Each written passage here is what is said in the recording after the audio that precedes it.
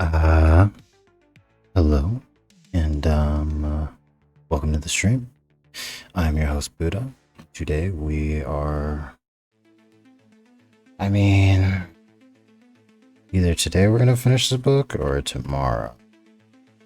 Because there really isn't that much more pages left. But let's give our recap on what's been going on last time we met with our heroes. Just let me let's give our recap on what's been going on last time we met with our hero. Yeah, so Lev and Kolya just survived basically in an ambush set up by some Russian partisans to attack some, I guess, Nazi death squads while they were at the little brothel thing. And so, what happened? Lev has a weird crush with a tomboy. Kolya makes a new friend even though he doesn't like him. And basically, yeah. So the squad basically lets Kolya and Lev into their little group so that they can like launch an attack on this guy named Aberdeen, or whatever the fuck his name is. It's the head Nazi asshole who's probably around Kolya's age, but a guy that's good at chess for some reason. But they find out towards the end of the last chapter that the Nazi death squads know that they're around there, and so they slaughtered a bunch of random people in a village as retaliation. So now the partisans have to think of another plan to take out this Aberdeen guy out. And it's starting to get a little shaky, so we're gonna see what happens, I think. I think some good things are gonna happen. Some bad things might happen too. Who knows? Only I do, because I read the book. Whoever else may have heard this book before, but good things are gonna happen. Some bad things might happen too. Who knows? Alright, so sound is good. I don't need to keep checking it. It's making me anxious because I feel like I'm too loud, but I think it's fine as long as I could turn myself down a little bit. But I think one different thing I'm going to do with the stream is have the live scene be like, have the live scene be just the YouTube video of the fire playing. I think that'll work fine. Let me see if I can do that though. Let me get that bad boy out for you. Should we do campfire or should we do like a nice little rainstorm? I'm feeling rain. It's getting kind of fallish, so rain. Let's see. Rain.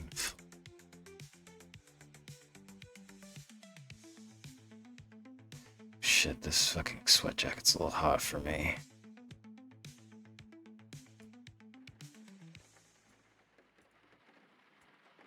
Damn, the music cut out perfectly.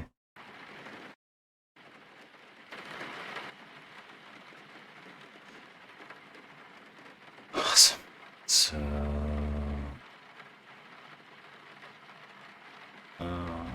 can I do that? A second.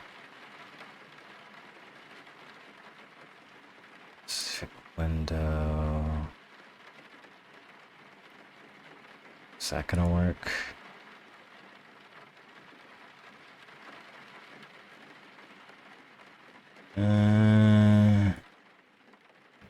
I don't think that's gonna work for me. Oh, wow. I'll figure it out before the next stream, but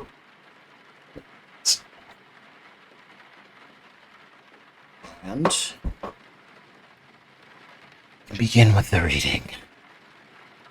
So now we are at chapter 18. And without further ado, the partisans kept a safe house a few kilometers inland from Lake Ladoga, a long deserted trapper's cabin on a hillside dense with fir trees. We finally got there an hour before dawn, the sky shifting patiently from black to gray, a light snow falling as the air brightened. Everyone seemed to think the snow was a good omen, covering our tracks and signaling for a warmer day. On the way to the cabin, we had walked along a ridgeline overlooking another burning village. The fire was silent, the little houses collapsing in the flames. Without complaint, flocks of sparks rising to the sky. At a distance, it seemed beautiful, and I thought it was strange that a powerful violence is so pleasing to the eye, like tracer bullets at night.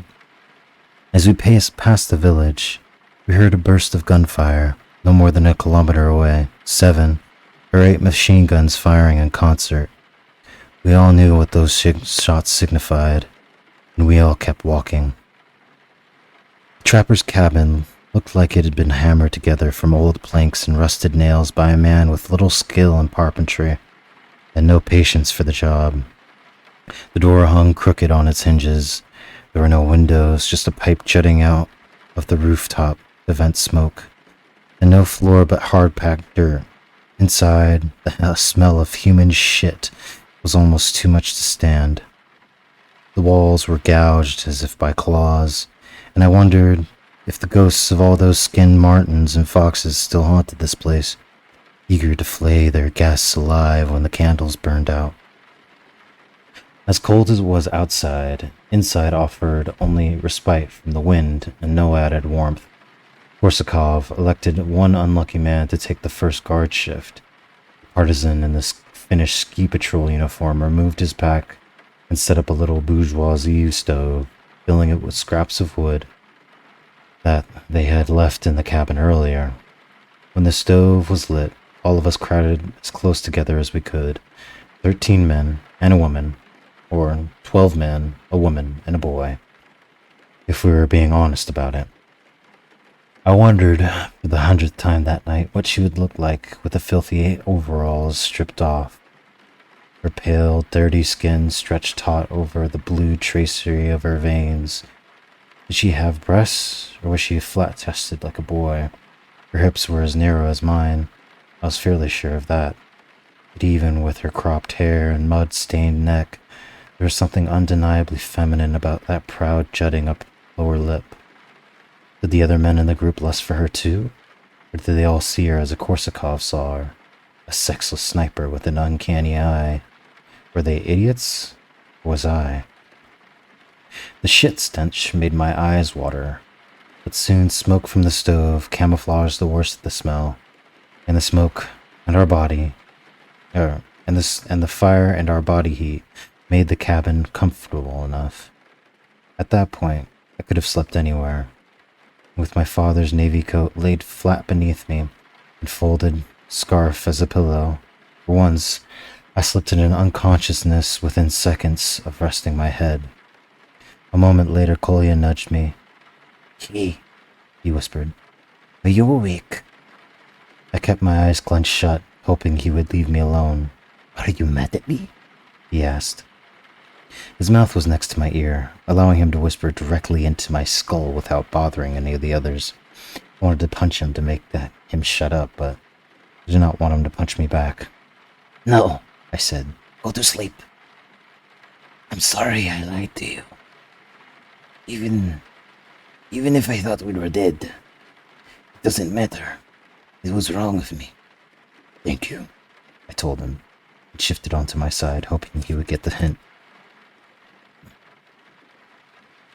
"You like the title, though, the Courtyard Hound? Do you know what it means? Please let me sleep. Sorry, sleep, of course." 30 seconds passed in silence, but I could not relax because I knew he was fully awake, staring at the ceiling, waiting for me to ask another question. "You want to know the truth, don't you?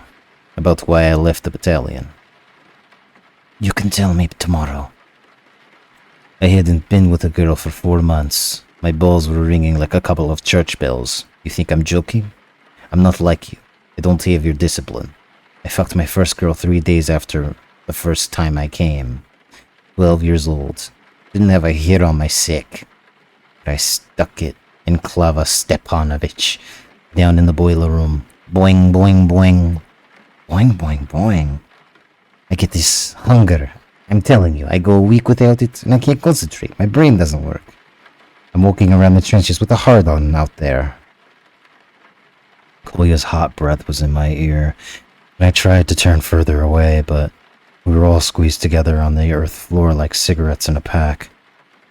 "We had a party planned for New Year's Eve. The whole battalion. There was vodka, there was going to be some singing.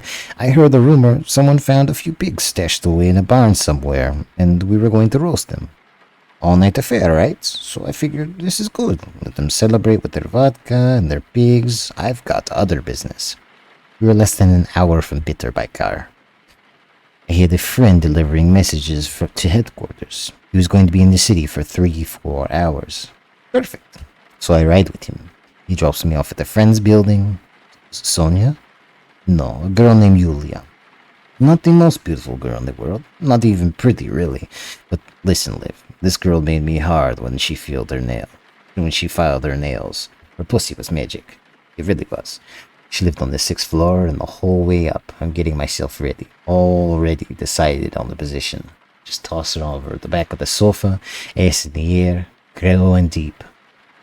I don't know if I've got much going on downstairs, by the way, but if you don't, that's a good position for you. Get you all the way in. Anyway, I finally get to her apartment. I'm starting to unbuckle my belt. I bang on the door, and this old woman opens up. Barely bigger than a midget, this woman.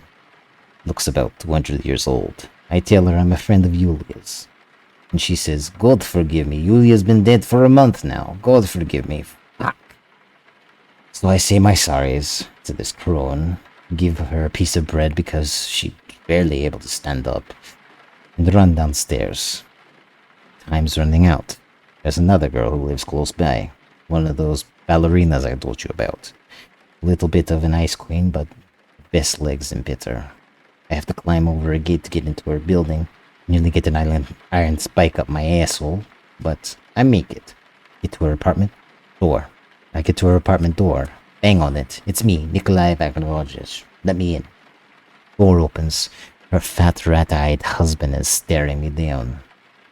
Vile turds never home, except this time. Party man, of course. Usually down at the offices, figuring out new regulations for the army. Night, he decides to stay home and torture his wife for New Year's. Who are you?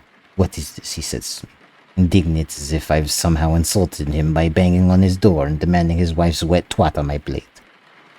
I wanted to knock him on his dimpled ass, but that would have been the end of me, so I give him a salute.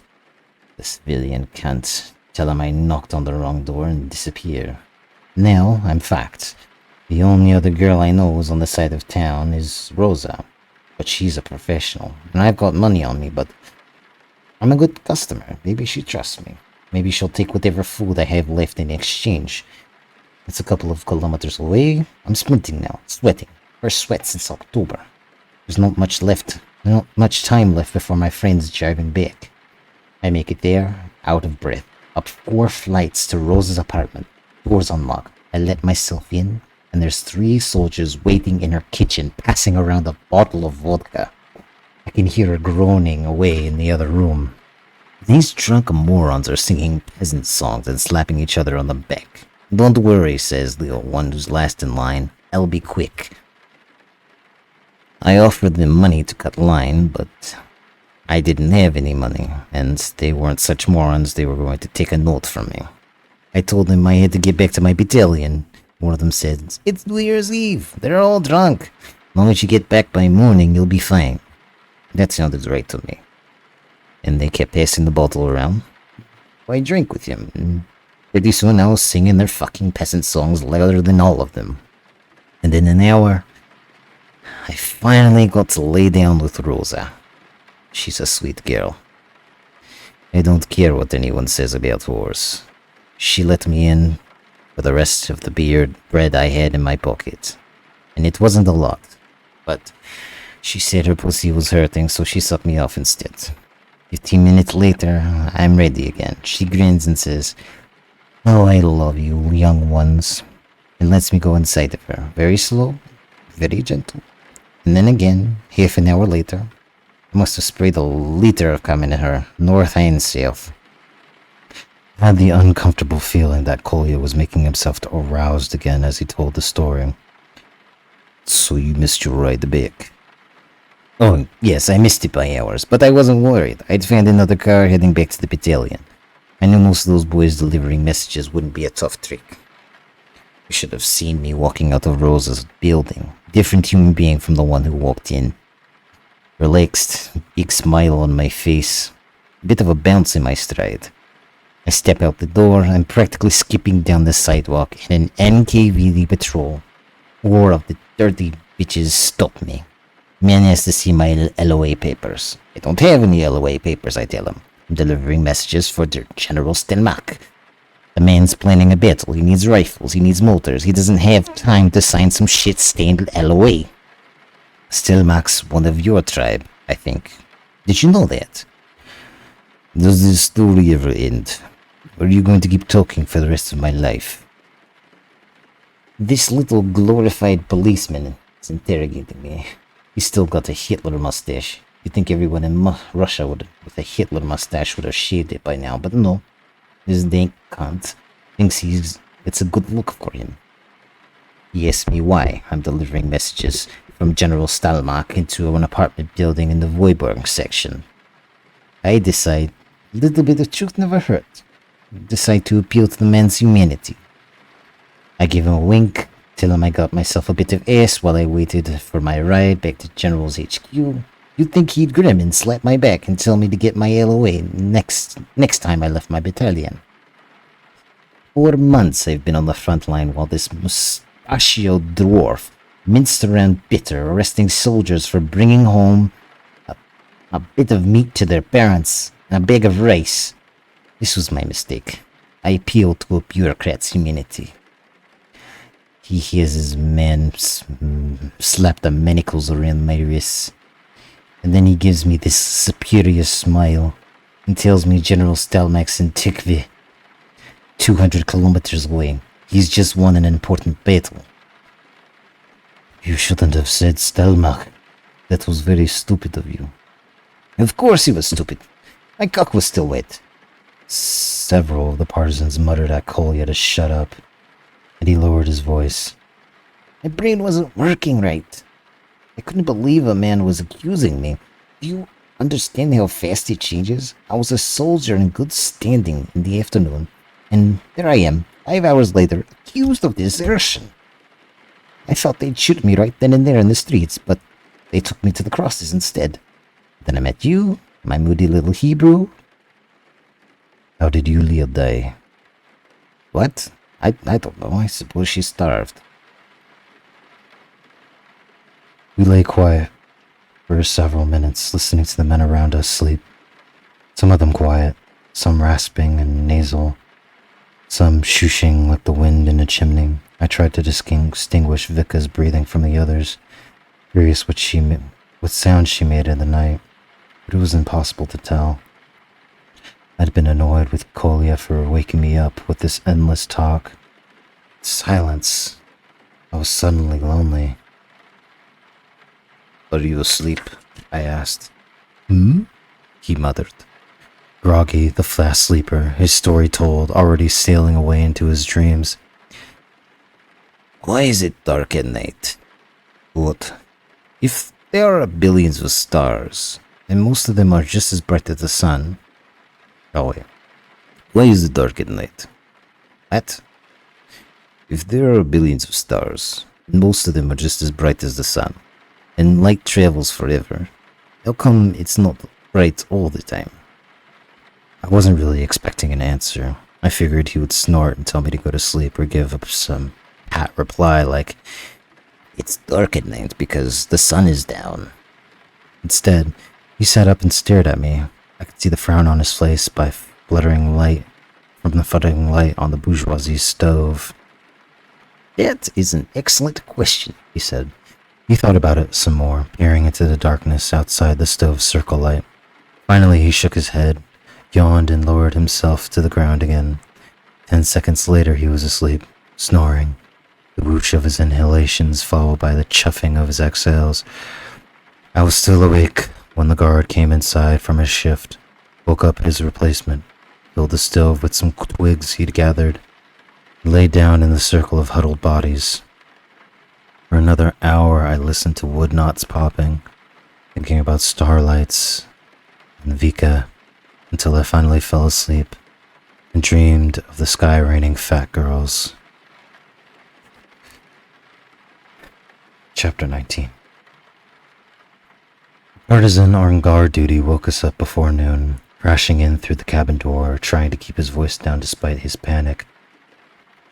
He said, we were on our feet before he could get the second sentence out, gathering our gear, instantly alert of the news of real danger.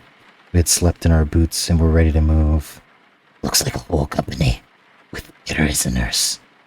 Korsakov slipped his rifle strap over his shoulder. Infantry. Didn't see any armor. 30 seconds later, we streamed out of the crooked door into the hostile sunshine. The windowless cabin had been dark as a crypt, and I could barely open my eyes in the noontime glare. We followed Korsakov, and the unspoken order was simple.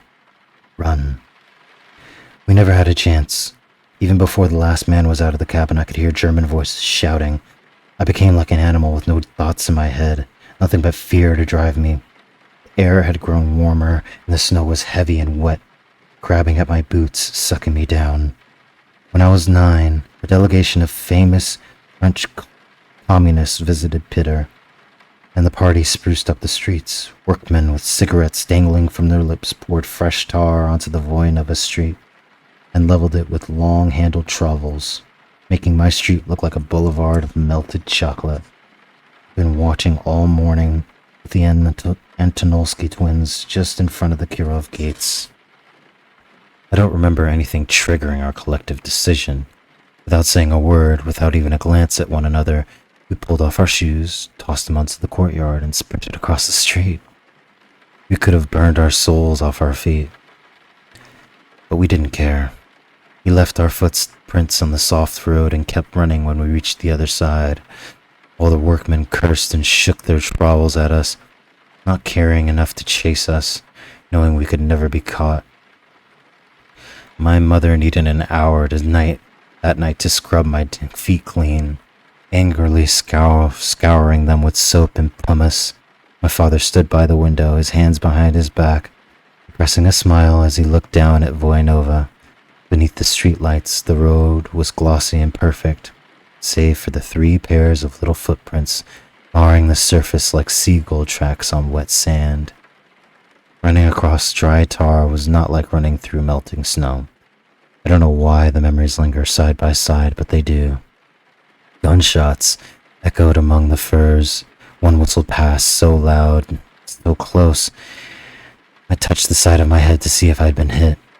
I saw the man in front of me tumble to the ground, and I could tell from the way he fell that he would never stand again. I could not move any faster, and I could not be more afraid. Watching the man go down changed nothing in me. At that moment, I was no longer Lev Abramovich Benielv. I did not have a living mother in Vyazma or a dead father in some unmarked patch of dirt. I was not descended from black-hatted Torah scholars on my father's side, or petite bourgeoisie Muscovites on my mother. If a German had caught me by the collar at that moment, shaken me, and demanded my name in perfect Russian, I could not have answered him. I could not have framed a single sentence to plead for mercy. I saw Korsakov turn to fire at our pursuers, before he could let off a shot. The bullet cleaved his lower jaw from his skull. He blinked, his eyes still alert though half his face was gone.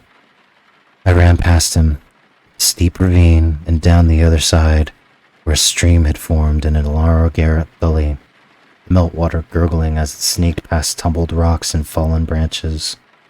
Following some unarticulated instinct, I veered off my course to follow the stream, running downhill along the slippery stones, faster now that I was out of the snow. My body waited for the inevitable bullet. The railroad spike hammered between my shoulder blades, slamming me face first into the cold water. Despite everything, I was strangely nimble, my feet picking their next step without consulting my brain. My boots splashing in icy water, never stumbling. I don't know how long I ran, or how far. Finally, I had to stop. I ducked behind the trunk of an ancient larch, its drooping branches heavy with melting snow, and sat in the shadows, trying to breathe. My legs would not stop trembling, even after I pressed my mittened hands down on my thighs to calm them. When my lungs stopped hurting, I peered around the trunk and looked uphill. 3 men were coming my way, rifles in hand, jogging at the deliberate rate. None of them wore German uniforms. The closest man wore a ski soldier's winter whites, and I realized it was the partisan I had seen sucking a dead man's wedding ring off his finger. Markov, the others had called him. I loved him at that moment, loved his blunted red face, the deep-set eyes that had seemed murderous the night before. Behind him came Kolya, and I laughed aloud at the sight of him. I met him on Friday night and didn't even like him until Monday. And now, Tuesday afternoon, seeing him alive made me want to cry with happiness. He had lost his Astrakhan hat during his flight, and his blonde hair hung over his head until he pushed it back. He turned to say something to the man beside him, grinning as he spoke, and I knew he thought he was making a very funny joke. The man beside him turned out to be Vika. Unlike Kolya, she had held on to her fur cap, was pulled down to her eyebrows, and from even a distance I could see her wolfish blue eyes roving just below the fringe of her rabbit fur. Whatever Kolya said did not amuse her. She did not even seem to be listening. She turned every few paces to check for pursuers. My run could not have lasted very long. 20 minutes? 10? But the inside of the trapper's cabin seemed like a memory stolen from a stranger. A real terror, the genuine belief that your life is about to end violently, erases everything but itself from the brain.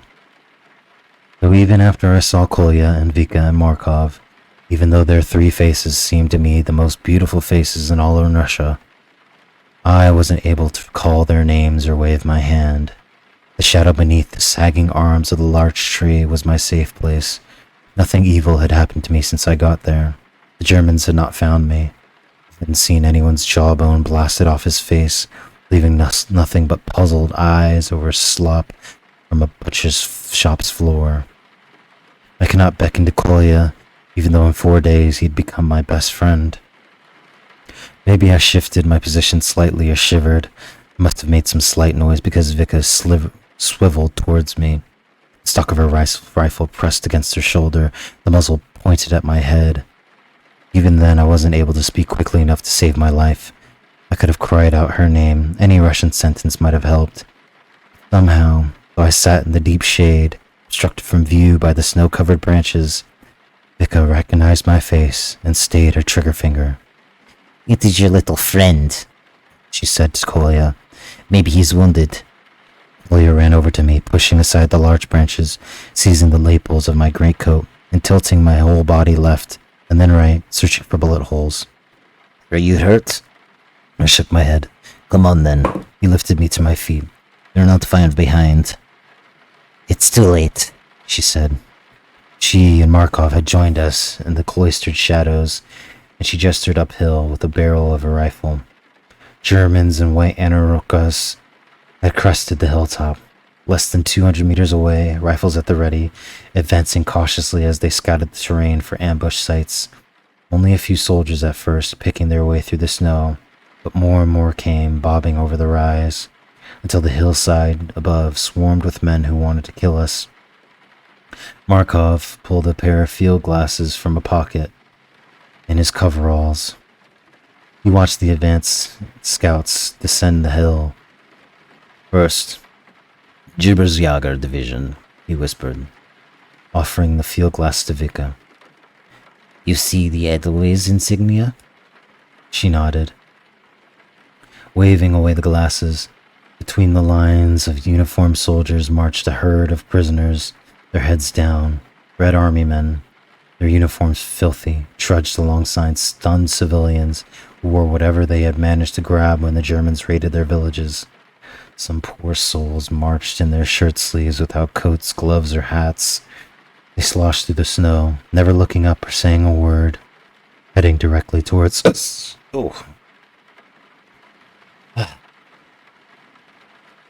"Looks like a whole company's coming this way," said Markov, pocketing the field glasses and readying his rifle. "Figures it happens now, when I've got a pocket full of gold." Vika put a hand on Markov's arm. "You're so quick to be a martyr?" He glanced at her. The steel sights of his rifle already lined up on the closest Nazi. "Shooting infantry?" she said. "That's nothing. We're after Einsatz." He scowled and pushed her hand away, as if she were a crazy woman on the street who had come begging for money. "We don't get to choose. All I see is mountain rangers." Einsatzgruppen that travels with the first Jager. You know that. Abendroth has to be close. Kolya and I glanced at each other.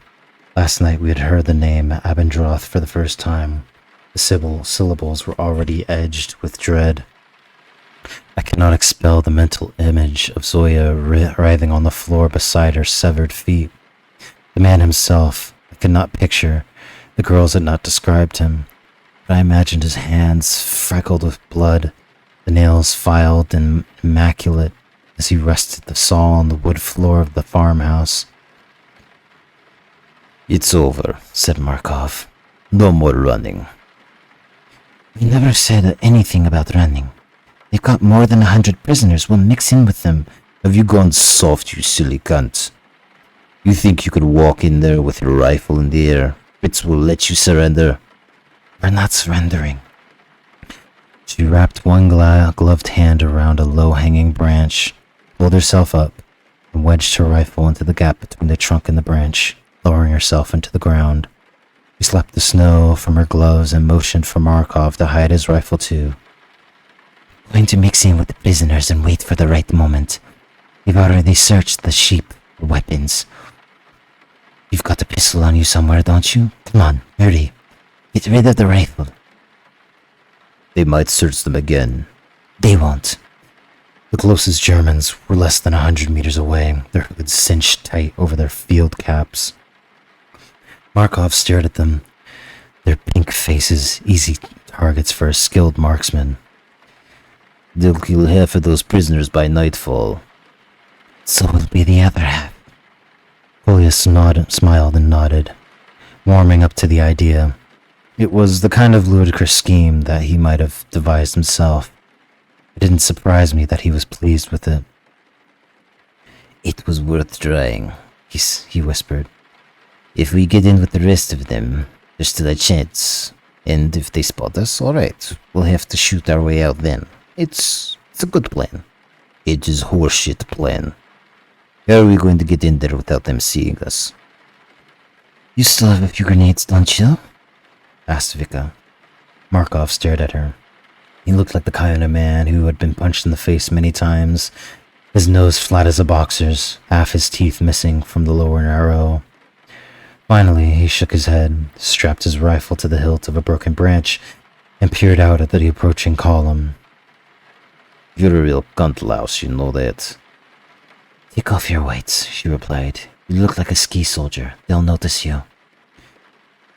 Markov quickly unbuttoned his coveralls, sat in the snow, and pulled them over his boots. Below his whites, he wore a quilted canvas hunting vest, several layers of woolen sweaters, and a pair of paint-splattered workman's pants. He pulled a stick grenade from a canvas pouch, unwrapped a cigarette-sized fuse, and inserted it into the head of the grenade. We'll have to time it just right. We huddled around the broad, large trunk, crouched and still, holding our breath, as the German soldiers passed by less than 20 meters away. Nobody had bothered consulting with me, which made sense because I hadn't opened my mouth to offer any suggestions.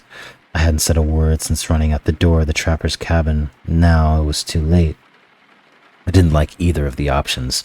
The final shootout might have been fine for a hardened guerrilla like Markov, but I wasn't ready for a suicide mission.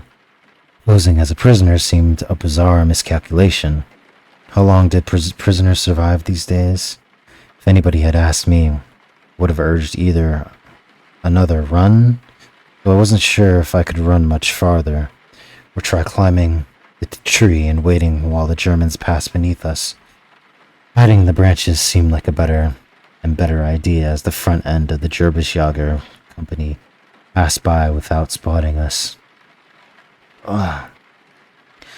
When the first ranks of Russian prisoners trudged past our tree, Vika nodded at Markov. He took a deep breath, walked towards the edge of the large shadow, and hurled the grenade as far as he could. From my vantage point, I couldn't tell if any of the Germans noticed the grenade flying overhead. I didn't hear any shouting warnings. The grenade landed with a muffled thump in the snow 30 meters away. For several seconds, I was convinced it must have been a dud, until it exploded with enough force that the snow showered down on us from shaken large branches. Everyone marching in the company, mountain rangers and prisoners alike, crouched in momentary panic, looking to the left, where the great geyser of snow had shot in the air. We slipped out of the tree shadow and walked unseen towards the ragged throng of Russians, and German soldiers began shouting orders.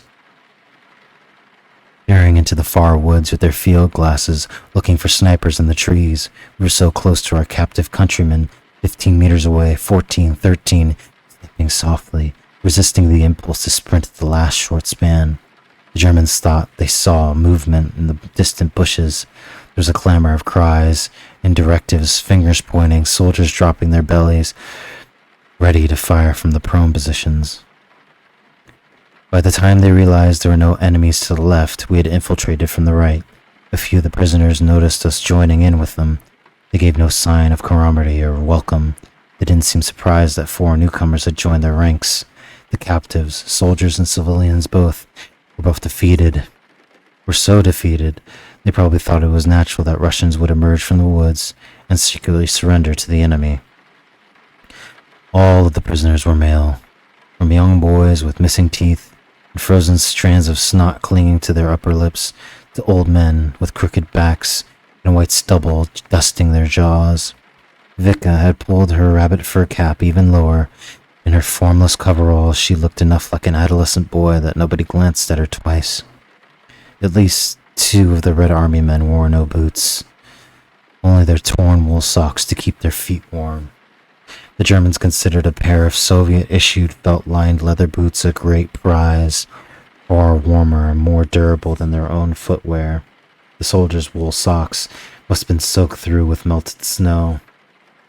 When the temperature dropped and socks froze, the 2 of them would have to walk with blocks of ice on their feet. Wondered how much farther they would go, how many kilometers, the numbness spreading to their toes, their calves, their knees.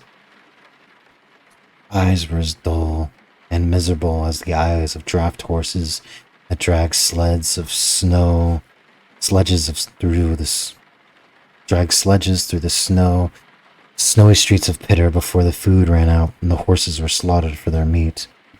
The Germans chattered in their own tongue. None of them seemed badly wounded by the fragmentation. The one trooper with a thin red gash across his cheek had pulled off his gloves so he could dab the blood with his thumb and show it to his comrades, pleased with his first war wound.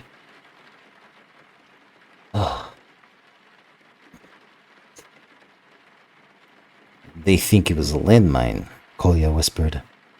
He squinted as he listened to the officer's commands.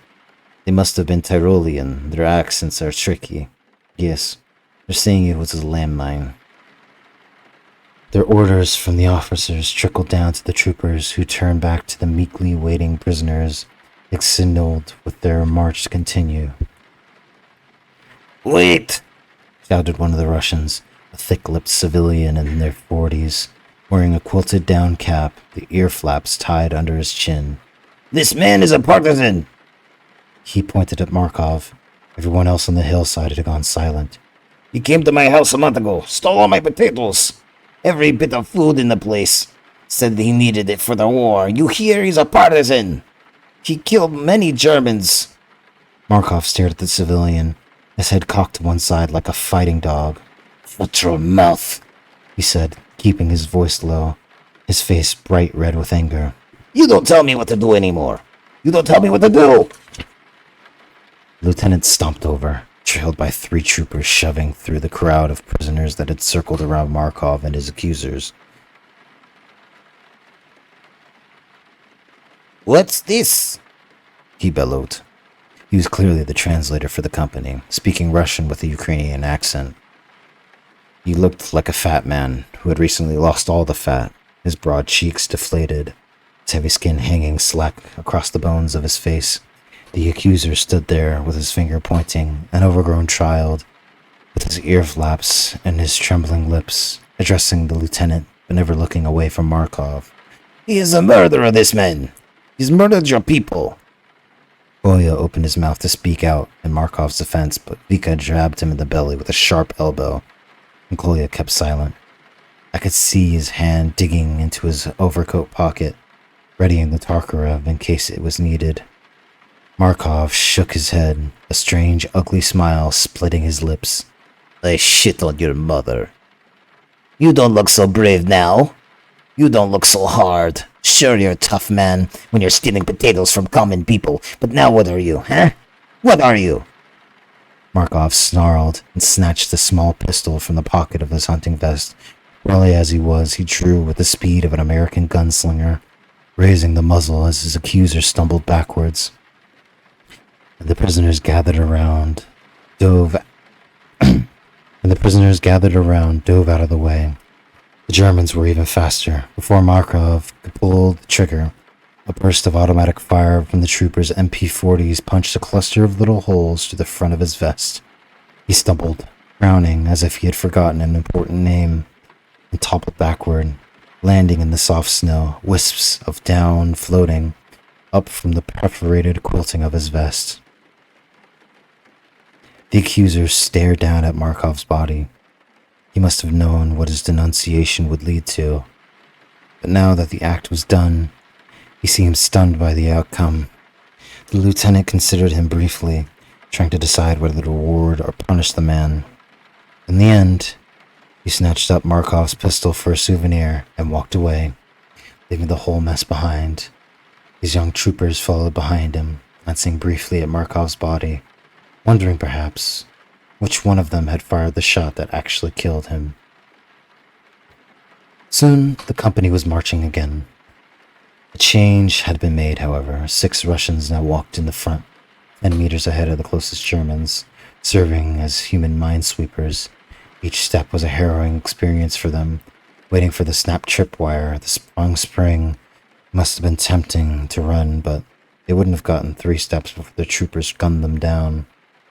Nobody walked near Markov's accuser.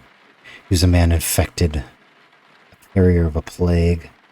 He talked quietly to himself, a long and unheard argument, his eyes flashing left and right as he waited for reprisal. I was a dozen men behind him, slogging through the slush between Vika and Kolya. If any of the prisoners spoke loudly enough for Germans to hear, one of the troopers would snap, "Out small!" Nobody needed a translator to understand the sentiment, and the Russian in question would quickly shut his mouth. The Russian in question would quickly shut his mouth, lower his head, and walk a little faster. Still, it was possible to carry on a conversation if you kept your voice very low and one eye on the guards. "I am sorry about your friend," I murmured to Vika. She kept walking without answering or acknowledging that she heard me.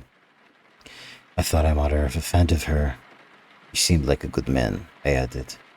Both sentences were utterly banal, kind of lazy sentiments you might use as a funeral of a distant relative you never really liked. I couldn't blame her for ignoring me. "He wasn't," she said at last. "but I liked him anyway." "The traitor ought to be dangling from a tree," whispered Kolya, dipping his head so his voice couldn't carry. He glared at the back of the betrayer's head. "I'd break his neck with my bare hands. I know I could do it." "Leave it alone," said Vika. "He doesn't matter." "He matters to Markov," I said.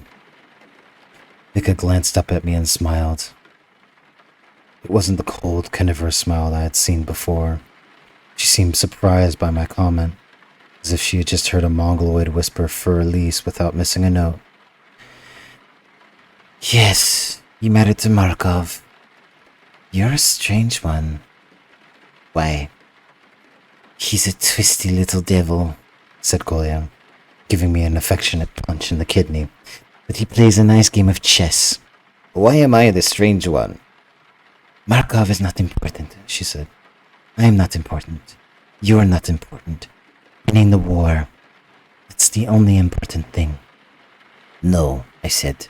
"I disagree. Markov was important. So I am, and so are you. That's why we have to win."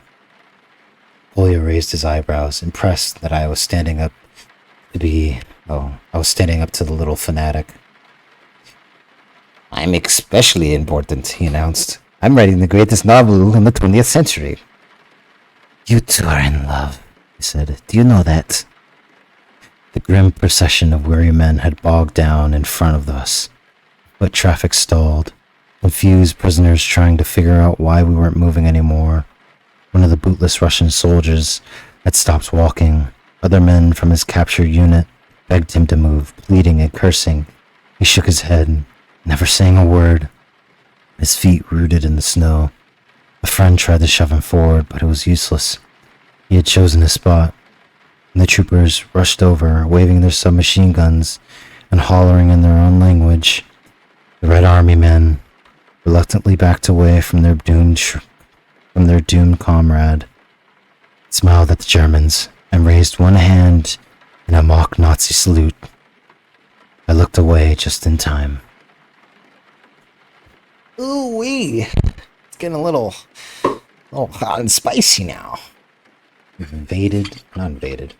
infiltrated the Nazi brigade.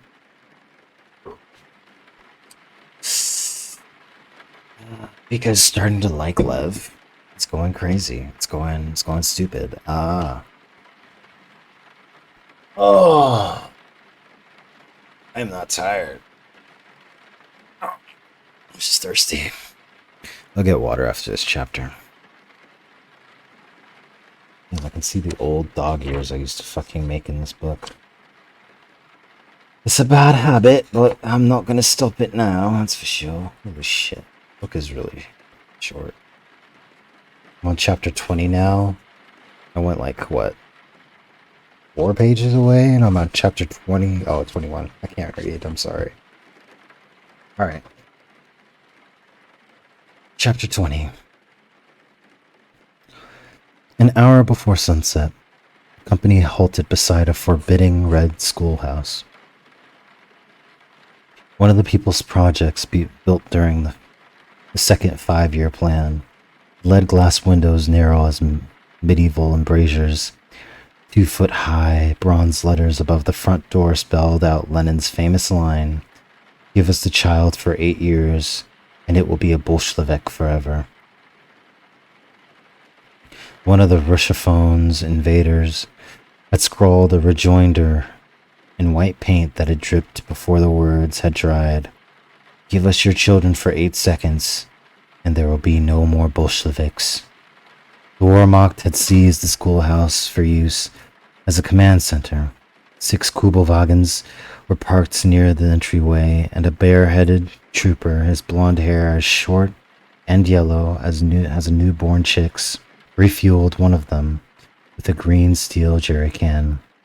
He watched with no apparent interest as the company approached with its convoy of prisoners. Officers gave orders, rank broke. Most of the Germans headed inside, already shrugging out the heavy packs, gabbing with each other, loud and happy, ready for showers. If it was water running, and a hot meal. If the water was running, and a hot meal. The remainder of the Gibbersjäger, fucking hell, a platoon of 40 soldiers, irritated that they were still on duty, surly now with hunger and fatigue after a long day hiking through endless Russian forests, prodded us along to the side of the building. A German officer waited for us there, reclining in a folding chair, reading a newspaper while he smoked. He glanced up with an idle smile when we walked into view, happy to see us, as if we were friends he had invited us for supper. Setting aside his newspaper, he finally stood, nodding, inspecting our faces, the state of our clothing, the quality of our boots. He wore a gray Waffen SS unit uniform, with green cuffs on the sleeve, his gray overcoat hanging on the back of his folding chair. Vika, walking beside me, murmured, "Einsatzkommando." When we had been forming into rough lines, the Einsatzkommando dropped his cigarette into the snow and nodded at the Gibbersjäger's slack-skinned translator. I'm just going to call him Jaegers. The Jaeger's slack-skinned translator. They spoke together in confident Russian, as if showing off for their eavesdropping candidates, or captives. How many? 94. No, 92. Yes? And 2 who could not join us? Very good. The Einsatzkommando faced us, gazing from man to man, looking us in the eyes. He was a handsome man, his black field cap tilted back from his sunburned forehead, his delicate mustache giving him an air of a jazz singer. Don't be afraid of us. I know you've been reading the propaganda. The communists want you to think we're barbarians here to destroy you. I'm looking at your faces and I see good, honest workmen and farmers. Is there even a single Bolshevik among you? No one raised his hand. The German smiled. I didn't think so. You're smarter than that. You understand the Bolshevism is simply the most radical expression of the eternal Jewish conquest for world domination. He looked over the blank faces of Russian men arrayed before him and gave a good-humored shrug. But we don't need all fancy talk. You understand the truth in your bones, and that is what matters. There is no reason for conflict between our peoples. Both of us have a common enemy. He signaled to one of the troopers, who picked up a stack of newspapers from the wood pallet beside the folding chair and divvied them out to 5 of his fellow mountain rangers. They walked down rows of prisoners handing out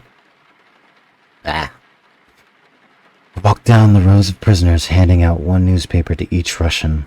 My copy was Kosomo's Truth. Vika and Kolya had Red Star. I understand this is a very difficult concept to grasp. After so many years of propaganda, but believe, this is the truth. The German victory will be a victory for the Russian people. If you don't understand this now, you'll understand it soon.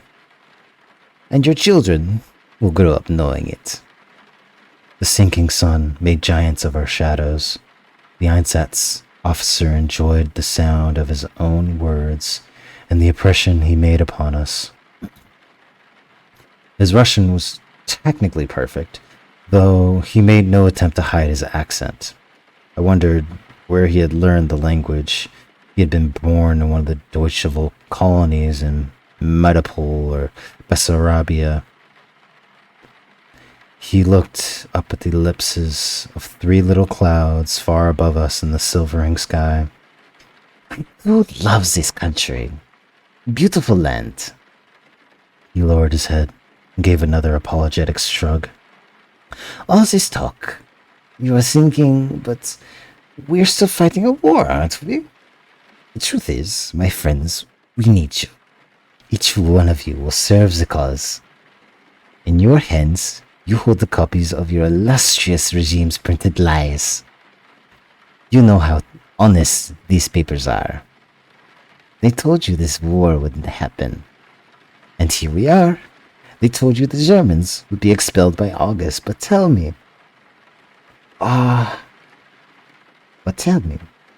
And here he gave a stage shiver. You're like August to you. But never mind that. Never mind, each of you. You will read aloud 1 paragraph. Those we judge literate will come with us to Voiburg, where I can promise you 3 meals a day, while you translate documents for the provisional government. Working in a heated building. Those who fail, well, the work will be a little rougher. I've never been in the steel mills in Estonia, but I hear they can be dangerous places. Still, we'll give you better grub than whatever slop the Red Army was handing out. And I will not even try to guess what you civilians have been eating for the past few months. Some of the older peasants groaned and shook their heads, making eye contact with one another, exchanging shrugs. The Einsatz's commando nodded, and the Jaeger translator nodded to the Jaeger translator, and within seconds, the 2 Germans began testing the prisoners. They needed to hear only a few sentences to judge the Russians' literacy. I looked at my copy of Pravda. Atop the lead article was a bold-faced exhortation from Stalin himself. Compatriots, comrades, eternal glory to the heroes who have given their lives for freedom and the happiness of our nation. The old peasants shrugged and handed their copies back to the Germans without looking at the text. Many of the younger men from the collective struggled to form a few words. These prisoners took the test seriously, frowning as they tried to decipher the letters. The Germans laughed kindly at their mistakes, slapping the illiterates on the shoulder, joking with them. You never bothered with books, did you? Busy chasing the girls, eh? Soon the prisoners relaxed and shouted at their friends on the other end of the line. They laughed along with their captors when they started at the words. A few made up their own articles pretending to read while inventing accounts of battles outside Moscow or the bombing of Pearl Harbor, doing a passable job of imitating the reporting style they heard on the radio. Germans seemed to enjoy the ruse. Both sides knew nobody was fooled. The Germans asked each failure to step to the left, The first few men to stand looked embarrassed about their public humiliation, but they cheered up. Holy shit. Cheered up as soon as the ranks. Holy shit, my tongue. Cheeked up. They cheeked up. Cheeked up. But they cheered up as the ranks of their unlettered grew. Ah, Sasha, you too? I thought you was a bright one. Look at him, squirming out there in front of the officer. Come on, it's the steel mills with us.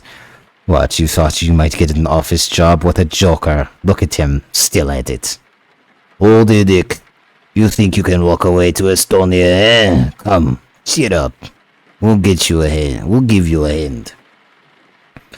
The man who could read wanted to impress the Germans. They recited the lines like actors delivering monologues. Many of them kept going after they were told to stop, giving little flourishes to the bigger words, demonstrating their ease with the vocabulary. They stepped to the right, proud and beaming, nodding to their educated fellows, pleased with how the day had gone. Hoiberg wasn't so far, and working in a heated building with 3 meals a day was a better deal than sitting in a trench all night, waiting for the motors to drop. Collier rolled his eyes, watching the illiterates congregate, congratulate each other. Look at them, he muttered under his breath. They want the prize because they can read the newspaper. And look how condescending those Fritzes are. Maybe I'll give them the first chapter of Eugene Onegin. Think that would impress them? 60 stanzas? Rat-tat-tat-tat-tat. They think they're the only culture in Europe? They really want to match Goethe and Heine against Pushkin and Tolstoy? I'll give them music. It's closer than they think. They'll give them music and philosophy, but literature? I think not. The black cap Ansatz commando was only 2 men down on the line from Kolya, who stood to my left. I felt a gloved hand squeezing on my right. I turned to see Vika, her pale face tilted up towards mine, her fierce eyes unblinking, even through the slanting rays of sunlight. She had taken my hand to alert me of something, but she did not let go as quickly as she might have. Or at least, this is what I told myself. I can make her love me. Why not? So what if her general attitude towards me was bored disgust? You don't read, she informed me. With that practiced whisper, too quiet for anyone else to hear, she kept watching me to make sure I understood. Once my life, I didn't need an explanation. The Einsatzkommando was patient and benevolent, as the professor stood listening to the Red Army man beside Kolya. Soon, Europe will fly a great flag of freedom for the nation's good, and peace between our nations. Good, to the right. I elbowed Kolya's arm. He glanced at me impatiently, ready to show this patronizing fascist the real face of Russian letters. I shook my head once. The Einsatzkommando walked upon him. There was no chance to say anything. All I could do was stare into Kolya's eyes and hope he understood. Ah, here's a fine-looking man of the steppes. Have you a bit of the Cossack in you? Kolya stood straight.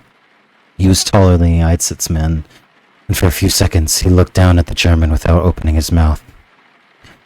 I wouldn't know. Born and bred in Peter. Beautiful city. Seems a shame calling it Leningrad. Ugly name, isn't it? I mean, aside from all the politics, just seems wrong to me. St. Petersburg, that's a name that resonates. All of the history. I've been there, you know. Moscow too. Expect I'll visit them again before too long. Now, show me what you can do. Kolya held up the newspaper and studied the print. Took a deep breath, opened his mouth to begin, and laughed, shaking his head, offering the newspaper to the German. I can't fake it. I'm sorry.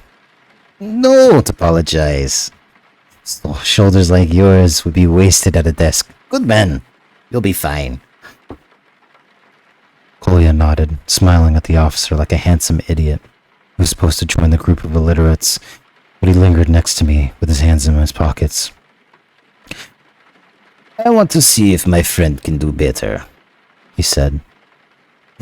He can't do any worse, said the Einsatzkommando with a smile of his own. He stepped in front of me and looked me over. How old are you? 15? I nodded.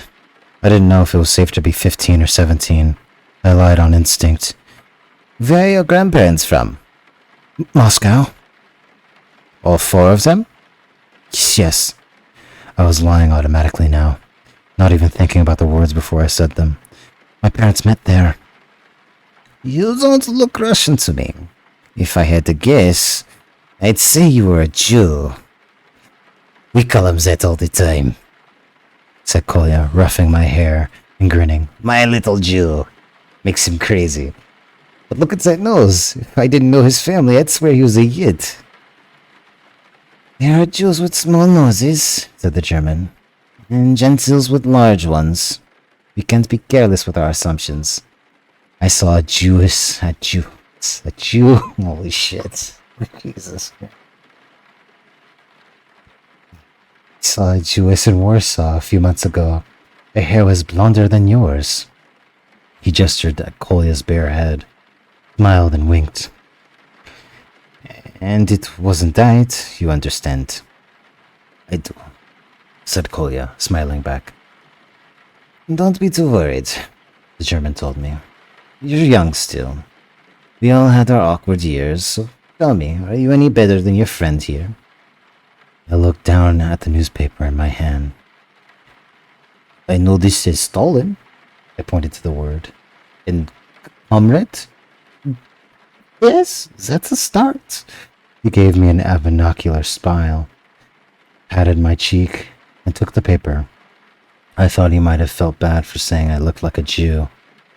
Very good. You'll keep your friend to your company in Estonia. A few months of hard work never hurt anyone. This will be over for you soon. And you, he added, moving down to Vika, the last in the line. Another child. What do you have for me? Vika shrugged and shook her head, never looking up, offering the unread paper to the Einsatzkommando. Right. Another victory for the Bolshevik education system. Good. All 3 of you, to the left. We joined the group of grinning illiterates.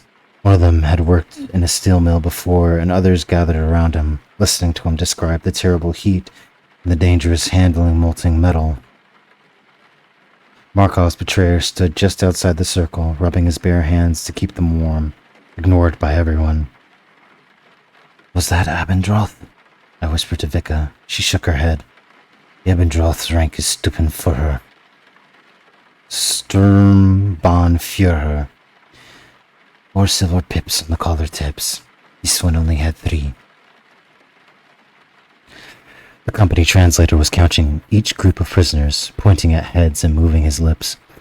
When he was finished, he announced to the Einsatzkommando, 57 readers, 38 non-readers. Very good. The sun was down, and the air was getting colder. The Einsatzkommando walked over to the folding chair where his overcoat waited, while his troopers formed the illiterate prisoners into 2 rows and ordered them to march.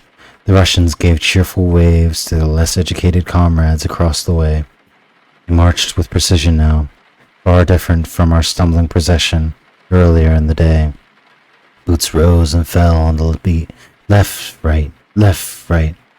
Prisoners wanting to impress their German masters, to prove they deserved this chance to serve out their time clipping newspapers in Voiburg.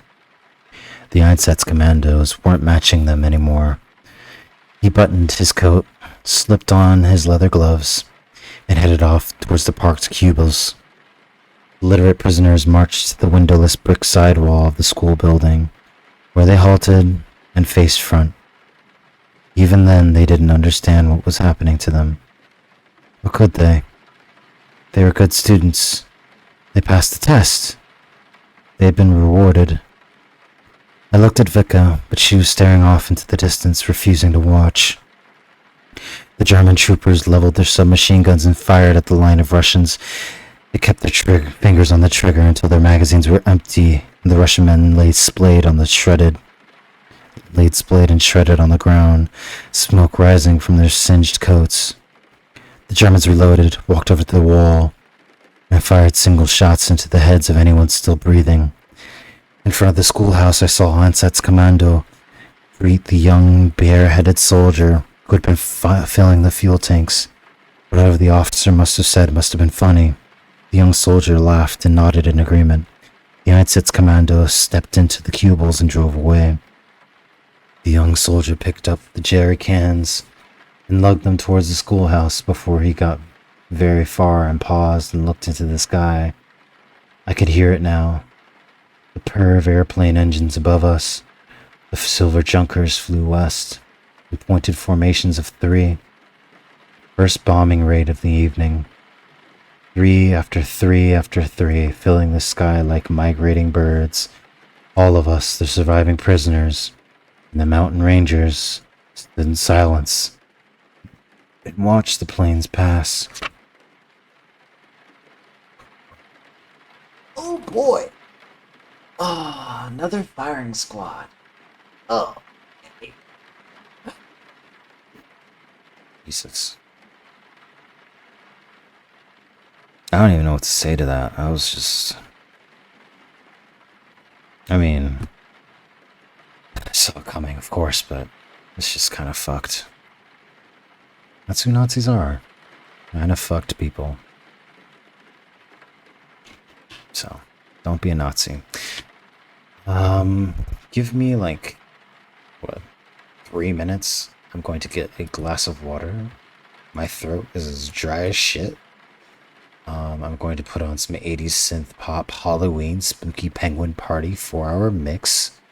Do not leave while I'm gone, or do. You have free will. I'm not God, so here you go.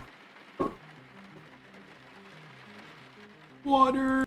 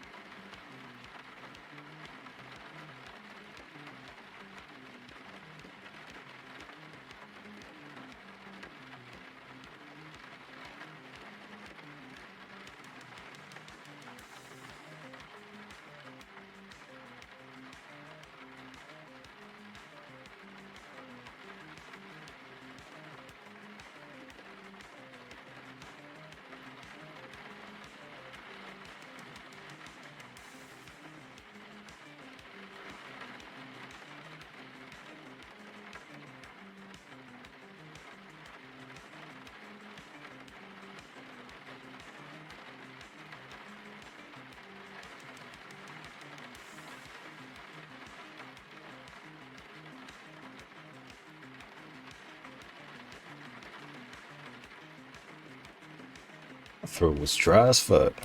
But we're good. You're Jay chillin'. Jay chillin' like a villain.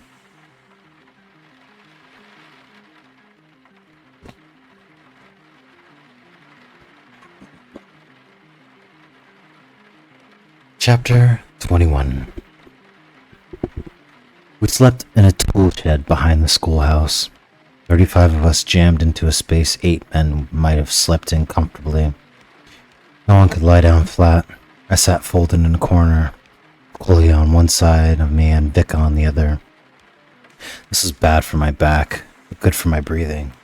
Gaps between the wall boards provided the only ventilation, If I got too claustrophobic, I could turn my head and suck clean, cold air. There was no light. German troopers had nailed the shed door shut. We could hear the guards outside talking and lighting cigarettes. Prisoners still talked of escape. I couldn't see their faces, and the effect was like listening to one of the radio plays on my mother used to like. I'm telling you, we could crack it open like a walnut shell. One man put shoulder into it, he'd bust right through the wall. You think so? You a carpenter? I am. When they shoved us in here, I've got a look at the walls. It's a silver birch. That's strong wood. And what happens to the man bursting through the wall? There's guards out there waiting with machine guns. How many? 2, 3? We rush them. They'll take a few of us, but we'll get them. Can you see how many there are out there? I dipped out my head and peered through the gap. I only see 2, But there might be more on the other side. as long as I don't go first. We all go together. There's still got to be a first man out and last man out. I say we wait and see what they say. The war won't last forever. Who was that? Edic? Why don't you burn in hell, you old bitch? Didn't you see what happened to Otir today? You still trust those pig fuckers? They wanted to shoot us, they would have shot us. It was only a fancy boys they wanted. The ones in the party. Ah, you're a miserable old bastard, you know that. I hope your children shit in your soup. William leaned across me so he could whisper to Vika in the darkness, out of earshot, the squabbling peasants at Einsatzkommando. He was right next to us. You told Markov we weren't going to shoot troopers. We were holding out for Einsatz, so? For a long count, Vika did not respond, and I thought she must have been angered by the insinuation. When she did not speak, her tone was thoughtful. Maybe I was afraid? And you? Fully aside, it didn't seem like the moment. Shoot one man and get blasted in the... Oh. It didn't seem like the moment. Shoot one man and get blasted into pieces? No. But I waited maybe a little too long. That might have been our best chance. Oh. That was Vika's line. Oh well. I've only known her for a day, but Vika's comments surprised me. She did not seem like the sort to admit doubt. And yet, here she was using the word maybe twice in a row. I almost did it, said Kolya, nudging my shoulder.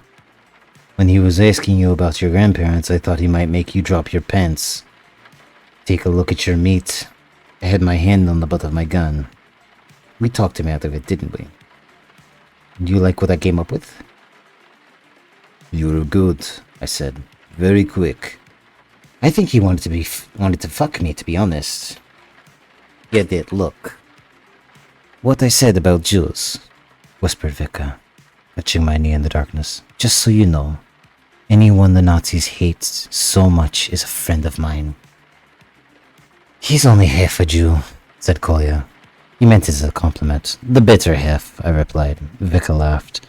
Until that moment, I hadn't known she was capable of laughter, and it was a strange sound. Not because there was anything odd about her laugh. She sounded like a normal girl. What were you doing before the war? I asked her. I was a student. Said Kolya. I was hoping he would fall asleep, but he sounded alert, ready for a long conversation. So was I. What did you study? Agriculture? Why agriculture? Aren't you from a collective? Do I look like I'm from a fucking collective? I'm from Archangel. Ah, northern girl. That explains everything. He elbowed me to the side. He really is Viking spun. So you're in the university up there, studying wood-sap and beavers? Astronomy. I'm a literature man myself, Leningrad State. He rambled on about Shchtrin and Turgerev and their flaws for a few minutes before abruptly falling asleep. His long legs stretched out in front of him, forcing me to keep my own legs doubled up against my chest. The peasants began to drop off too, though here and there I could still hear a whispered argument. The heat from their huddled bodies kept the shed warm enough. They shoved us inside. Before they shoved us inside, I managed to grab a few handfuls of snow to sip at in the darkness. I hadn't eaten anything since the trapper's cabin. Kolya and I had shared a pocket full of walnuts we'd taken from the farmhouse. But a full day without food was nothing new. During the siege, all of us in Pitter became hunger experts, with different techniques to distract ourselves from our want. Back of my apartment in Kirov, I had spent many famished nights studying Tarash's 300 chess games. Always put the rook behind the pawn, he instructed his students, except if it is incorrect to do so. Without a chess book to study or a radio to listen to, I had to find another way to occupy my brain during this long wait for sleep. As the shed grew quieter, I became more and more aware of Vika's body pressed up against mine. When she shifted her head to take a gulp of air from the gap in the wallboards, her hair brushed up against my nose. She smelled like a wet dog. I'd been raised to be finicky. My mother never tolerated a dirty dish in the sink, an unfolded towel in the bathroom, or an unmade bed. When we were little, she scrubbed us in the bathtub. Her rough sponging left my skin raw. Sometimes if my mother was getting dinner ready for a party, my father would bathe me, and it was like a reprieve from the whipping as he splashed warm water at me, distracted by whatever story he was telling. I loved the tale of the cross-eyed lefty from Tula and the steel flea. And he would give it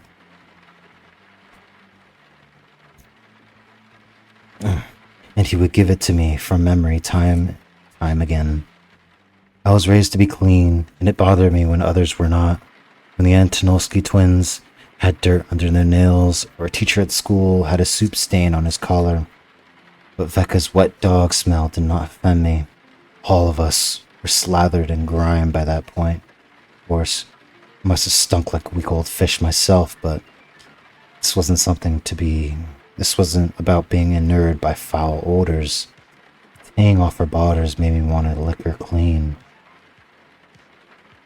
"Do you think they'll really take us to Estonia?" I asked her, thinking about Vika had been a distraction from my hunger. Now I need a distraction from my distraction. I was not sitting in a comfortable position to have my thoughts I was having. "I don't know.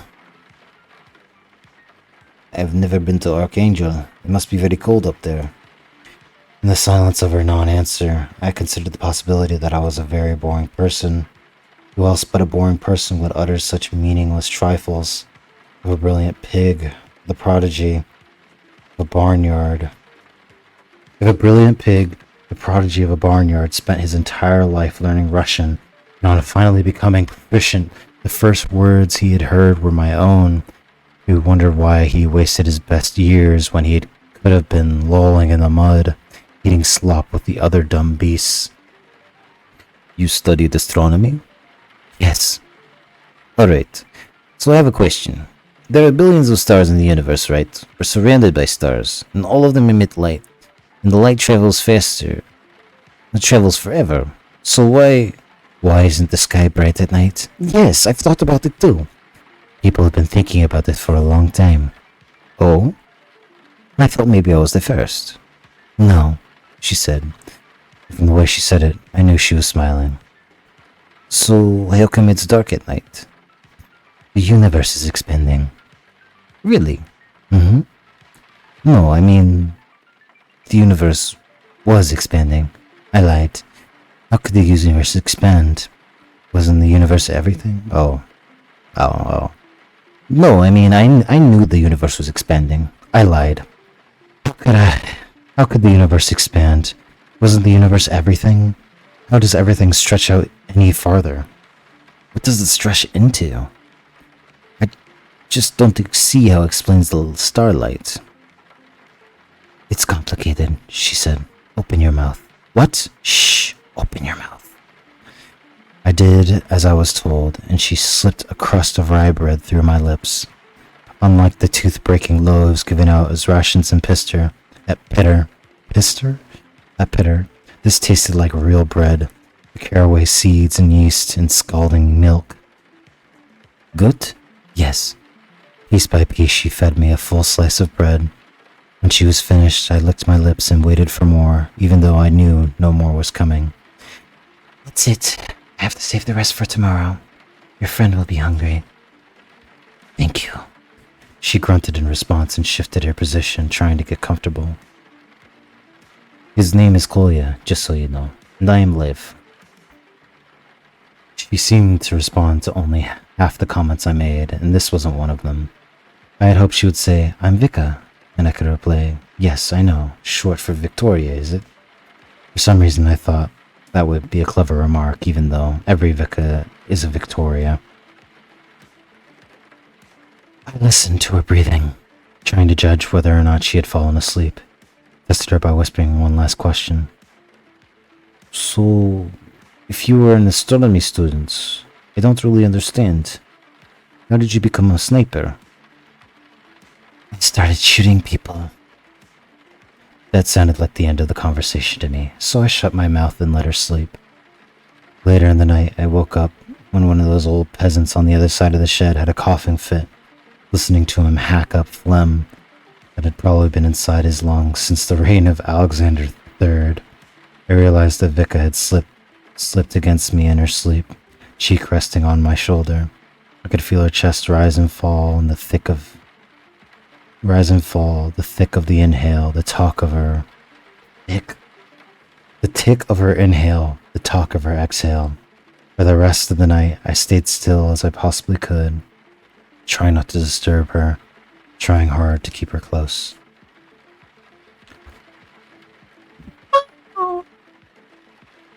Oh shit, I didn't realize the fucking music was still on the whole time.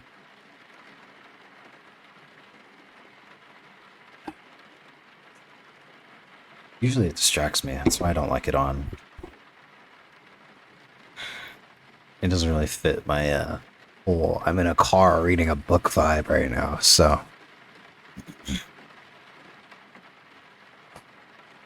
Let me check something really quick.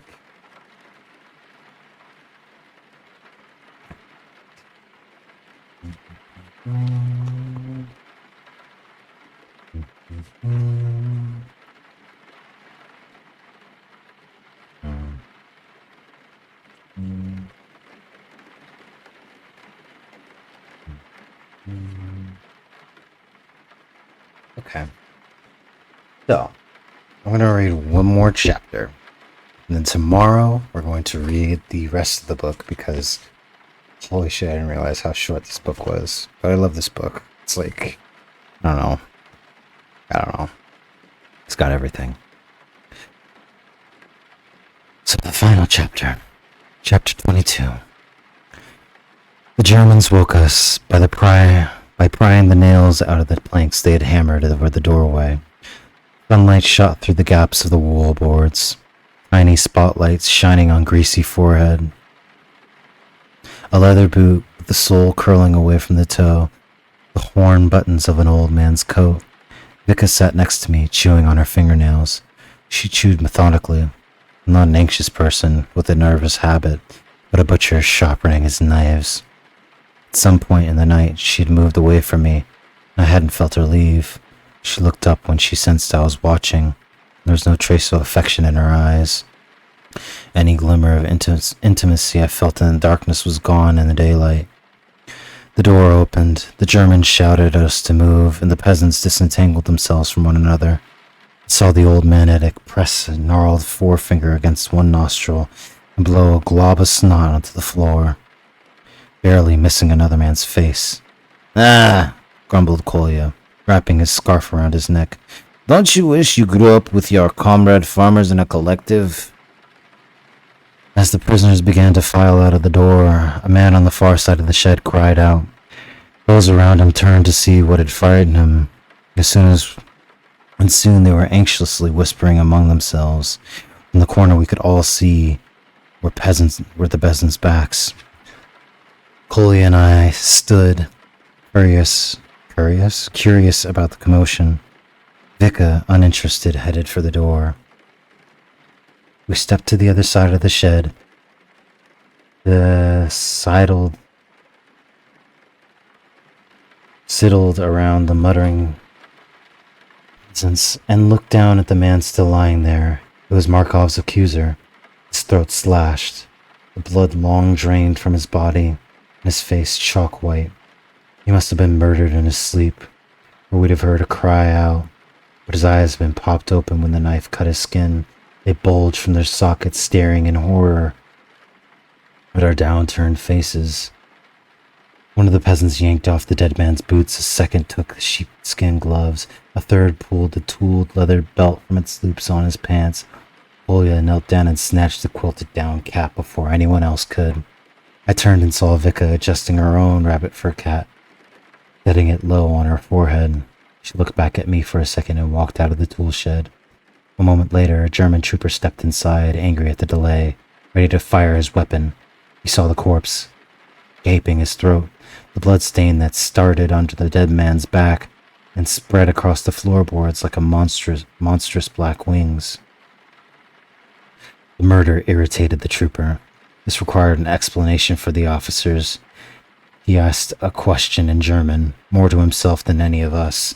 Not expecting an answer, Kolya cleared his throat and replied. Kolya cleared his throat and replied.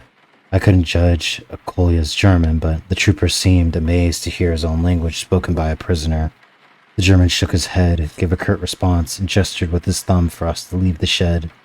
When we were outside, I asked Kolya what he had said. I told him the peasants hate the Jews even more than your people do. And what did he say? There is a proper way of doing things, very Germanic. He was trying to fit his new cap onto his bare head. It wasn't really big enough, but he managed to yank the ear flaps down far enough so he could tie the drawstrings together. You think it's smart to let these people know you speak German? After what they did to you, what they did yesterday? No, I think it's German. No, I think it's dangerous. But at least now they won't ask any more questions. The prisoners have been organized into single file line. We shuffled forward, squinting in the bright morning sun, towards a hulking, hungover trooper, his eyes still crusted with sleep, who handed each of us a single round biscuit, hard and dry as a lump of coal. A good sign, muttered Kolya, tapping at his biscuit with his fingernail. As soon as we were marching south with the Jaeger company, heads bowed against the wind. Today we walked on the road, though the pavement was hidden beneath layers of tread-marked snow. A few kilometers from the schoolhouse we passed a sign for Maga, and I pointed it out to Kolya. Eh? What day is it today? To think about it, counting backwards in my head to Saturday. Wednesday. We're supposed to show up with the eggs tomorrow. Wednesday. I haven't had a shit in 13 days. 13 days. What happens to it all? It's not like I haven't eaten anything. Darling soup and some sausages, those buttered potatoes with the girls' ration bread. What's it all doing? Just sitting in my belly? A fucking lump? Do you want to shit? Asked Edek, the old bearded peasant, who had heard Kolya's complaint of how, and now turned to give advice. Boil some buckthorn bark and drink the water. Never fails. Wonderful. You see any buckthorns around here? Edek glanced at the roadside pines and shook his head. I'll give a whistle if we pass any. Many thanks. Maybe you can find me the boiling water too. Edek had already faced front and resumed his place in the line, mindful that one of the troopers had looked our way. Stalin goes to tell one of his collectives outside Moscow, began Kolya in his joke-telling voice. Wants to see how they're getting on with the rest of their 5-year plan. Tell comrade, he asked. Tell me, comrade, he asked. One farmer. How did your potatoes do this year? Very well, comrade Stalin. If we pile them up, we could reach God. But God does not exist, Comrade Farmer. Nor do the potatoes, Comrade Stalin. Old one. Jokes only get old if they're good. Otherwise, who keeps selling them? People like you who aren't funny. I can't help if you never laugh. I make girls laugh. That's what matters. You think she did it? I asked him. He glanced at me, confused for a moment, until he saw that I was watching Vika, who marched apart from us today, near the front of the procession. Of course she did it. She squeezed up against me all night. When I fell asleep, her head was on my shoulder. That's as close to sex as you've ever been. You see that? You've listened to me. You've learned. And somehow, she managed to get away from me. And I'm a very light sleeper. Crawl around 30 peasants in the darkness, cut a man's throat and come back, without waking a single person? Kolya nodded, still watching Vika, who walked alone, scanning the roadside and the position of German troops. She's a talented killer, especially for a Stromaner. Don't believe everything you hear. You think she's lying? I'm sure she went to university for a while. And that's where they recruit. But come, little lion. You think she learned to shoot like that in astronomy class? She's in KVD. They have agents in every partisan cell. You don't know that.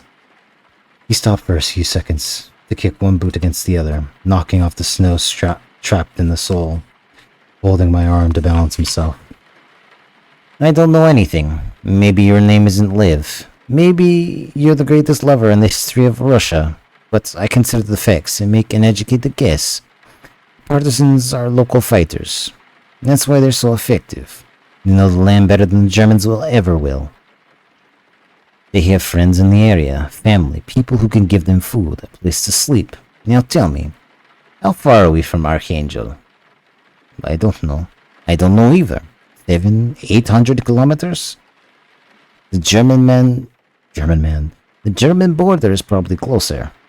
You think the local partisans just decided to trust some girl who showed up out of nowhere? No, she was sent to them. She plodded through the snow ahead, her hands jammed into the pockets of her coveralls. From behind me, she looked like a 12-year-old boy wearing a stolen mechanic's uniform. I wonder if she has any tits, said Kolya. His crudity annoyed me. Though I had wondered the same thing, judging her body beneath the oversized coveralls was impressive. It was impossible. From what I could tell, she was curveless and slender as a blade of grass. He noticed the expression on my face and smiled. Did I offend you? I apologize. You really like this one, don't you? I don't know. I won't talk about her that way anymore. Will you forgive me? You can talk about her any way you want. No, I understand now, but listen. This isn't easy fish to hook. But are you going to give me some more advice from your made-up book? Just listen. Make your jokes, fine. But I know about these things. I know more about these things than you do. My guess, she's a little bit in love with that Korsakov. He was tougher man than you. So you can't impress her with toughness. She wasn't in love with him. Just a little bit. I never thought I was going to impress her with toughness. Do you think I'm that stupid? So the question is, what do you impress her with? Here, Kolya went silent for a long time. Eyes scrunched up, forehead creased with worry lines as he pondered my assets. Before he could think of any, we heard shouts behind us and turned to see troopers waving us to the side of the road. A convoy of Mercedes half-tracks and tarpaulin-covered flatbeds rumbled past, hauling provisions and material to the front lines. Material. Why is it spelled so weird? Material. From the front lines, or to the front lines. We stood watching for 5 minutes, and still there was no end to the slow-rolling convoy. The Germans could not have cared less about impressing their prisoners, but I was impressed. Fuel rationing in Petter meant that I rarely saw more than 4 or 5 moving vehicles in a day, I'd already counted 40 of the hybrid trucks with their rubber tires in front and tank tracks in the rear, 3-pointed stars on their grills and white bordered black crosses painted on their backsides. Behind the half tracks came 8-wheeled armored cars, Caterpillar tracked heavy motors, and light trucks carrying troopers seated on parallel benches, faces weary, unshaven, rifles strapped to their shoulders, huddled up in their white anoraks. We heard curses from the front of the convoy, drivers leaning out of their windows to find out what the trouble was. One of the self-propelled artillery pieces had slipped a tread, and while its operators scurried to fix it, the howitzer blocked everything behind it. The infantrymen took the opportunity to jump out of their trucks and piss alongside the road. Soon there were several lines of hundreds of troopers and half-track drivers and artillerymen stamping their boots and hollering to their friends, leaning back to see who could launch their stream the farthest. Steam rose from the yellow snow. "Look at these ass-lickers pissing on our land," muttered Kolya. "They won't be laughing so loud when I squat down to shit in the middle of Berlin." The thought cheered him. Maybe that's why I can't squeeze one out. My bowels are waiting for victory. Patriotic bowels. Every part of me is patriotic. My cock whistles Soviet hymn when it comes. Holy shit. When I hear you two talking, it's always cocks and asses, said Vika. She crept up behind us in her usual silent way, startling me when she spoke. Why don't you just both strip naked and get it over with? It's not me who wants to strip naked, Kolya said with a leer. I felt a rush of anger and embarrassment, but Vika ignored the comment, keeping an eye out for watchful guards and the other prisoners as she slipped us both half slices of her good rye bread. You see the officers' cars at the end of the convoy? She asked, looking in that direction but not raising her hand to point. That's the best bread I've had since summer, Kolya said, his portion already devoured. You see the commander wagon with the swastika fender pendants? That's Abendroth's car. How do you know? I asked her. Because we've been tracking him for 3 months. I almost had a shot at him outside of Borodovich. That's his car. What's the plan? I asked Kolya, picking at a caraway seed stuck between his teeth. When the convoy starts again, I'll wait till he's close, and I'll take my shot. Shouldn't be hard. I looked up and down the road. We stood in the middle of what seemed to be a full battalion surrounded by hundreds of rifle-toting Germans on foot and in unarmed vehicles. Vika's pronouncement meant that she would die in a few minutes, whether or not she hit her target. I'll take the shot, said Kolya. You and Lev, stand over there with the cretins from the collective. No point bringing us all down. Vika curled her lips in a half-smile and shook her head. I'm the better shooter. You've never seen me shoot. True, and I'm the better shooter. It doesn't matter, I told them. Both of you shoot. What difference does it make? You think they'll let any of us live after that? The boy has a point. He surveyed the illiterate prisoners standing around us, shuffling their feet and clapping their hands to keep warm. Most of them farmers who had never even traveled more than a few kilometers from their collectives. You Red Army privates were mixed into the lot. 1 or 2 of them, I was sure, could read just as well as I could. How many prisoners did they say? 38? 37 now, said Vika. You saw me staring at her, and she stared right back at with those pitless blue eyes. How long do you think you'll last before one of those peasants notices you're missing? A few bits down there. And here she pointed at my crotch. Ow, my God. And here she pointed at my crotch. And turned you in for an extra bowl of soup. 37. Seems like too many to sacrifice for one German, says Kolya. 37 prisoners headed to steel mills. These men aren't Russian assets anymore, she said in her quiet, uninflected tone. They're German labor, and Abendroth is worth sacrificing for. Kolya nodded, staring at the commander wagon in the distance. We're pawns and he's a rook, is what you're saying. We're less than pawns. Pawns have value. If we can take his rook, we have value too. Saying this, Kolya blinked and looked at me. He flashed a sudden, uncertain smile. His whole Cossack face lit up with grandeur of a new idea. Maybe there's another way. Wait here a minute. What are you doing? Asked Vika, but it was too late. He had already started towards the closest cluster of troopers. The Germans narrowed their eyes when they saw him coming and moved their fingers towards their trigger guards. But Kolya held his hands up and began chattering to them with their native tongue. It's cheerful and relaxed, as if we were all gathered together to watch a parade. After 30 seconds, they were laughing at whatever jokes he was telling. None of the troopers even let him take a long drag off the man's cigarette.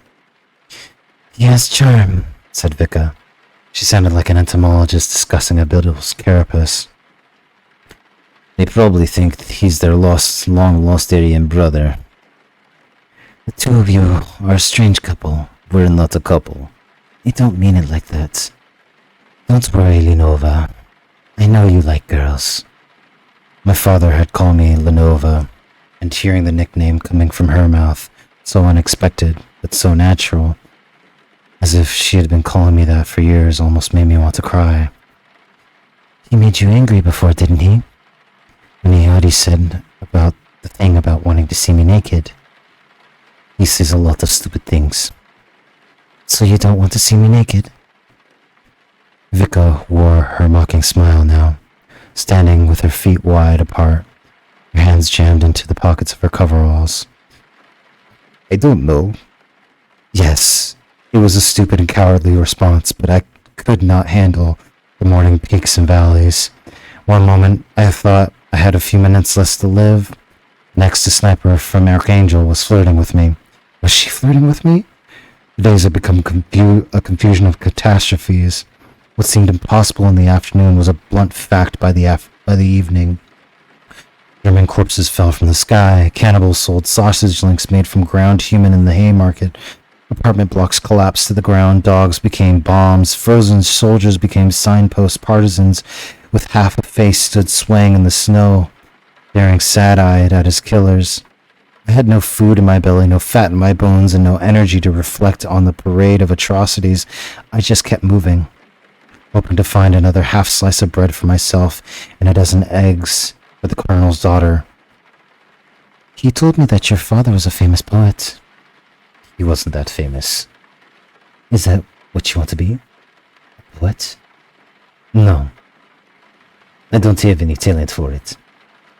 What do you have talent for? I don't know. Not everybody has talent. That's true. Despite what they always told us.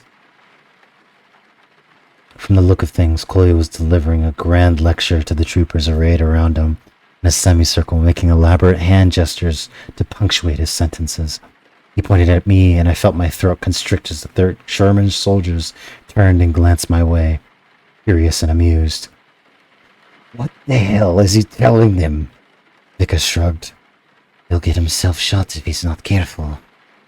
The troopers seemed doubtful, but Kolya kept cajoling them, and finally one of them, shaking his head, as if he couldn't quite believe he was listening to the lunatic Russian, adjusted the strap of his MP-40 and hustled down the back of the convoy. Kolya nodded. The remaining men gathered around him, made some final joke that had them grinning again, and ambled back to us. The Nazis adore you. Were you quoting Mein Kampf? Tried to read it once. Very dull. What did you say to them? I told them I had a wager for Herr Abendroth. That my friend here, a 15-year-old boy from the less fashionable side of Leningrad, could play without a queen and still beat the Sturmbwaffenführer in a game of chess. I'm 17. Oh well, 15 is more of an insult. Is this a joke? I asked Vika. Head tilted to the one side, watching Kolya and waiting for him to smile and explain that he had done no such stupid thing. No joke. You don't think he'll wonder how you knew he was here? Knew his rank? Knew that he played chess? I think he'll wonder all of those things. And I think that will make him curious. And I think that will make him come to us. What's the bit? I asked him. If he wins, he can shoot us dead on the spot. He can shoot us dead whenever he wants, you thick-headed fool. That's what the trooper said, of course. He can. But I told him that the Strubanführer is a man of honor, a man of principle. I told him that I trust those words, and I trust his spirit of competition. Love all that blood and honor horseshit. What do we get if I win? First, he sets all three of us free. He saw our expressions and cut us off before we could speak. Yes, you think I'm an idiot, but you two are the slow ones. We can't play now, with the convoy moving. With any luck, the game happens tonight, inside, away from all this. Kolya waved his hand, indicating that the German soldiers standing in the loose circles, chatting and smoking, the half-tracks loaded with provisions and heavy artillery. He'll never set us free. Obviously, he'll never set us free. But we'll have a much easier time at shooting him. And if the gods are smiling, maybe we'll even have a chance to run. If the gods are smiling, said Vika, mocking Kolya's pomposity. Have you been paying attention to this war? The mechanics had reset the tracks on the self-propelled howitzer. The driver and his crew hopped into the hatch. Moments later, the engine coughed back to life, and the long turreted beast groaned into motion, cracking through the ice that had formed around its cast steel track pads. Infantrymen didn't seem in any rush to get back to their trucks, but after the final hoarse-voiced goodbyes, with the officers shouting and the convoy beginning to snake forward, they took long last drags on their cigarettes, put them away, and hopped back into the tarpaulin-covered flatbeds. The trooper, who had set off with the message for Abendroth, jogged back to his unit. When he saw us watching him, he nodded and smiled. His face was pink and hairless, his cheeks round, and it was easy to picture him as a baby and bawling. He hollered at us a single German word before catching up to his already rolling truck, reaching out a hand and letting one of his compatriots hold him on board. "Tonight," said Kolya.